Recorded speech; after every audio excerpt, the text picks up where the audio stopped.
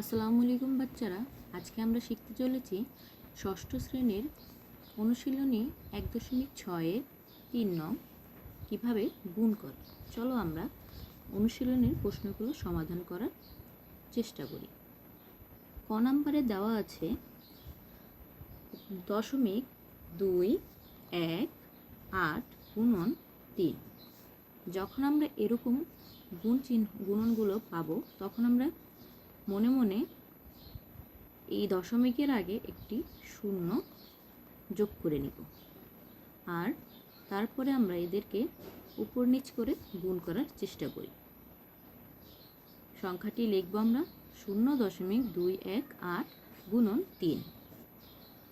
3 আটা 24, 24-এর 4, হাতে আছে কত 2, তারপর 3 একে 3, 3 আর 2 কত হয় 5, তারপরে 3 দুগুণে কত 6। তারপরে আমাদের দেখতে হবে দশমিকের ঘর আছে কয়টি। এখন দেখা যাচ্ছে নিচে কোনো দশমিক নেই, অতএব উপরে দশমিকের পরে 3 ঘর আছে, তাই আমরা 3 ঘর পরে কি দিব, তো 3 ঘর আগে দশমিক দিব। 1 2 3, তো 1 2 3 এই দশমিক দিলাম। এরপরে আমরা কি করব, শূন্যটা বসিয়ে দেব। তাহলে আমাদের ক নাম্বার প্রশ্নের সমাধান হয়ে গেছে। এরপর আমরা খ নাম্বার প্রশ্নটির সমাধান করার চেষ্টা করব। খ নাম্বারে দেওয়া আছে 0.33 গুণন 0.02 গুণন 0.18। তো এরকম যখন সংখ্যা থাকবে আমাদের বাম পাশের শূন্যগুলো গুণ করার এত প্রয়োজন নেই। তো আমরা সবাইকে এখন লম্বালম্বিভাবে উপর নিচ করে গুণ করব। তো দেখি, প্রথমে আমরা লিখব 0.33, একে আমরা 0. তো এখন আমরা 0.33কে 0.02 দিয়ে গুণ করি। তো আমরা জানি যদি 2-এর পরে মানে দশমিকের পরে শূন্য থাকে তাহলে সেই শূন্যের আমাদের নিতে হবে, কারণ সেই শূন্যের দাম আছে। কিন্তু দশমিকের আগে শূন্য থাকলে ওটা দিলেও হবে, না দিলেও হবে। তো আমরা গুণ করি 3 দুগুণে 6, 3 দুগুণে 6। এখন এই দশমিকটা আমাদের এখানে লেখার দরকার নেই, তো আমরা নিচের গুণ করি 0 দিয়ে 0, 0 দিয়ে যা গুণ করব তাই 0 হবে। এবার এদেরকে আমরা যোগ করি 6 6 0। এখন আমাদের দশমিকের পরে কয় ঘর সংখ্যা আছে সেটা আমরা নিব 1 2 3 4। তো 1 2 3, এখন আরেকটা শূন্য আমরা অ্যাড করব, তাহলে 4টি সংখ্যা হয়ে গেছে। এখন এর আগে একটি দশমিক দিয়ে শূন্য লিখব। এরপর আমরা এই অপর পাশের 0.18 সংখ্যাটি নিব। তো আমরা লিখি 0.18, একে আমরা গুণ করব। তো 8 আর 6 গুণ করলে কত হয়, 6 আটা 48, 48-এর 8, হাতে থাকে আমাদের কত 4। তো আবার গুণ করি 6 আটা 48, 48 আর 4 কত হয় 48, 49, 50, 51, 52। তো আমরা লিখব 52। তো 52 লিখি, 52-এর 2, হাতে থাকে আমাদের কত 5।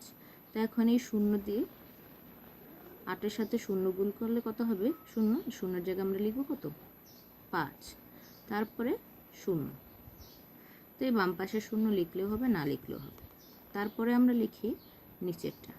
তো নিচে 6 একে 6, 6 একে 6, তারপরে 0 0।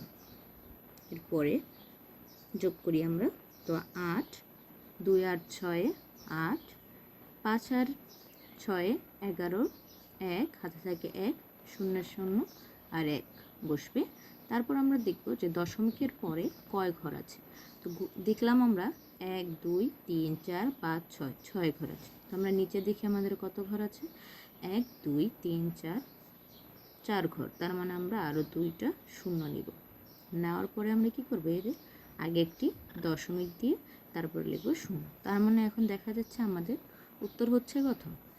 0.001188। এটাই হলো খ নাম্বারের উত্তর।